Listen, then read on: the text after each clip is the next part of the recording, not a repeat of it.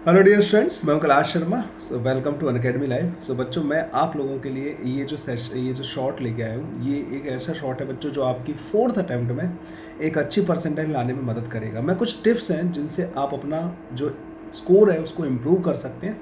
और ये last few days बच्चे हैं आपके पास अपनी प्रिपरेशन को करने के लिए, लास्ट फाइनल टच देने के लिए। सो कुछ छोटी छोटी बातें ध्यान में रख के आप जो है अपने पेपर में बहुत अच्छा परफॉर्म कर सकते हैं। जो भी आपकी प्रिपरेशन है उससे तो जितना आएगा स्कोर होगा ही होगा, लेकिन कुछ छोटी छोटी बातें हैं जिनको मैं आपके साथ शेयर करने वाला हूँ जिससे आप और अच्छा कर सकते हैं।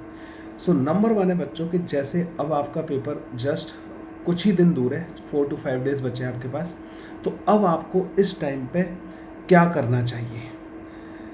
द थिंग इज़ कि सबसे पहले एक चीज़ जो होती है कि बच्चों, हम जब पेपर दे के आते हैं तो हम जो एक्सपेक्ट कर रहे होते हैं वैसा हमारा स्कोर नहीं आता। तो इस चीज़ को चेक करने के लिए मैं आप लोगों को कम से कम 2 मॉक टेस्ट देने के लिए बोलूँगा। और इससे क्या होगा कि जो भी गलतियां होनी है वो आपकी अभी हो लेंगी। ठीक है, ऐसा नहीं है कि नहीं मॉक टेस्ट में अच्छे मार्क्स नहीं आएंगे तो मैं नेगेटिव हो जाऊंगा। अच्छा, अगर मॉक टेस्ट में नहीं आए वही सेम चीज़ आपके साथ पेपर में हो गई तो फिर क्या करोगे? तो द सिंपल सी बात है बच्चों, जो यहाँ पे होना है इसे बोलते हैं नेट प्रैक्टिस। इस नेट प्रैक्टिस को अपन को कर लेना है। सो अगर मॉक टेस्ट में अच्छे नहीं आते, कोई टेंशन लेने वाली बात नहीं है। मतलब आपके पास ये होगा कुछ, आप अपने आप को एनालाइज करना कि क्यों अच्छे नहीं आए, उन कमियों को दूर करने की कोशिश करना। क्योंकि फाइनली कहते हैं ना कि तीर कमान से निकल गया तो फिर उसको वापस नहीं लाया जा सकता। तो अगर जेई मेन में अगर ये गलती हुई तुमसे तो फिर आप जो है आपके पास कोई मौका नहीं होगा। अच्छी बात है कि मॉक टेस्ट पहले ही दे लो। सो बच्चों, मॉक टेस्ट कहाँ से देने हैं? एनटी अभ्यास ऐप के पेपर हैं बच्चों, आराम से आप ऐप डाउनलोड कर लीजिए, वहाँ से आप दीजिए। One of the best source है बच्चों प्रैक्टिस करने का। ठीक है, सो एक तो बच्चों ये होगी टिप कि पेपर से जस्ट पहले क्या करना है। आपने जो भी शॉर्ट नोट्स बनाए हो और जो भी फॉर्मूलाज वगैरह हो बच्चों, जेई मेन काफ़ी क्वेश्चंस फार्मूला बेस्ड आते हैं, वो ज़्यादा से ज़्यादा टॉपिक्स को कवर कर रहे होते हैं। सो अगर हो सके एक बार सारे टॉपिक से गो थ्रू कर लीजिए। एक कहावत है कि कुछ पोर्शन का सब कुछ आने से ज़्यादा बेहतर होगा बच्चों सारे पोर्शन का कुछ कुछ आना चाहिए आपको ना। मतलब पूरा सिलेबस कवर करके जाना है अच्छे खासे, मतलब फॉर्मूलाज का तो कम से कम रिवीजन अच्छे से करके जाना है। कोशिश करनी है जो तुम्हें आता है उससे तुम्हारे जो क्वेश्चंस तुम्हारे सामने आए वो बन जाए। ठीक है, खैर मैं आप लोगों की प्रिपरेशन पर डाउट नहीं कर रहा। आपने पूरे 2 साल, कुछ बच्चों ने 3 साल आईआईटी की तैयारी की होती है, जेई मेन की, जेई एडवांस की तैयारी की होती है, तो मतलब आप ऑलरेडी अच्छी पोजीशन में हो। सो बच्चों, जस्ट बिफोर द एग्ज़ाम जो कुछ चीज़ें थी जो मैं बोल सकता था, 2 मॉक टेस्ट देने आपको अपनी प्रिपरेशन को चेक करना है कि किस लेवल की है। और मॉक टेस्ट के बाद में आपको क्या करना है, और अपने सारे फॉर्मूलाज वगैरह का एक बार अच्छे से रिवीजन करके जाइए। जेई मेन मतलब बहुत ज़्यादा टफ नहीं आता, मॉडरेट लेवल पे क्वेश्चंस पूछे जाते हैं आपसे। ठीक है, अब आती है बात बच्चों जेई मेन के दिन क्या करना है हम लोगों को।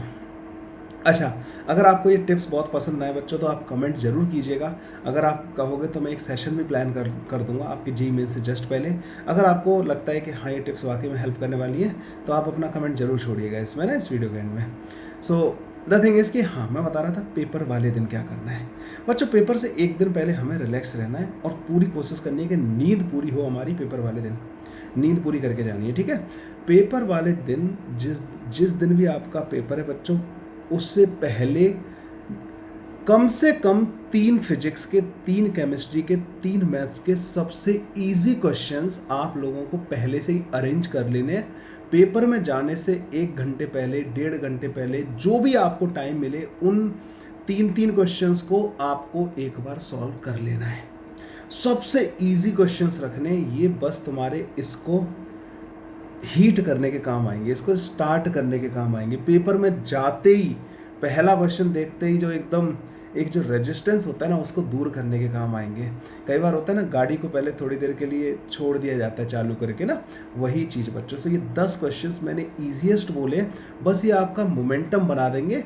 पेपर में जाके आपको अपनी गाड़ी को स्टार्ट करके छोड़ने की ज़रूरत नहीं पड़ेगी। पहला क्वेश्चन एकदम से आपको हिट नहीं, मतलब प्रॉब्लम नहीं क्रिएट करेगा। सो ये बहुत अच्छी प्रैक्टिस होती है बच्चों पेपर में जाने से पहले। और अगर तुम्हें लग रहा है ज़्यादा है सर, मेरा तो वैसे ही दिमाग ख़राब हो जाता है पेपर में जाने से पहले, तो 2-2 क्वेश्चंस बच्चों तीनों सब्जेक्ट के कर लेना। कई मतलब किसी भी एक पेपर पे लिख लेना, कुछ भी करना, मतलब अरेंज पहले से कर लेना या किसी से अरेंज करवा लेना। One of the easiest questions, just आपको क्या करना है, बस आपको अपना मोमेंटम बनाने के लिए करना है। ये हो गया बच्चों जस्ट पेपर से पहले का काम।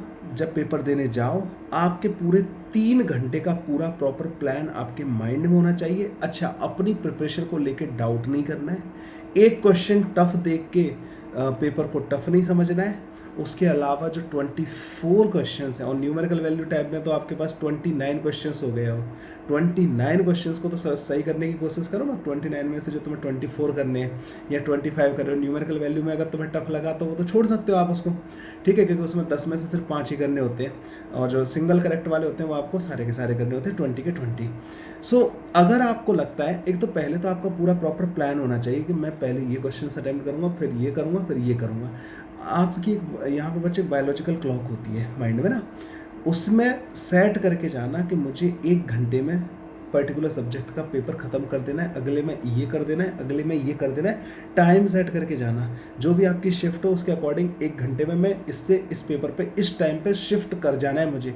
तो जब भी आप घड़ी में देखोगे ना बच्चों, घड़ी में जैसे टाइम देखोगे कि 1 घंटा हो गया मेरा ये पर्टिकुलर सब्जेक्ट कंप्लीट नहीं हुआ, तो आपकी स्पीड ऑटोमेटिकली बढ़ेगी। तुमने देखा पेपर में जाते तो हमारी स्पीड बहुत अच्छी होती है, लेकिन जैसे जैसे पेपर चलता रहता है डाउन हो जाती है। जैसे पेपर खत्म होने वाला होता है स्पीड एकदम ऊपर जाती है।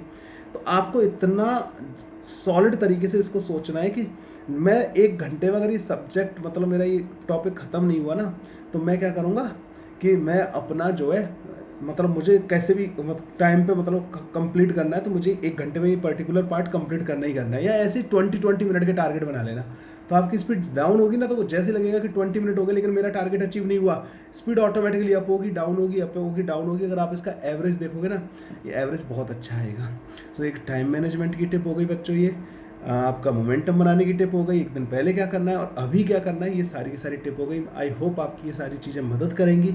एंड अगर आप चाहते हैं कि अगर इस पर मैं एक सेशन भी रखूँ, तो कमेंट में ज़रूर छोड़िएगा। मैं फ्राइडे या सैटरडे को कोशिश करूँगा कि आपके लिए एक सेशन रखा जाए, जिसमें मैं आप लोगों को प्रॉपर्ली गाइड कर सकूँ, या संडे को रख लेंगे।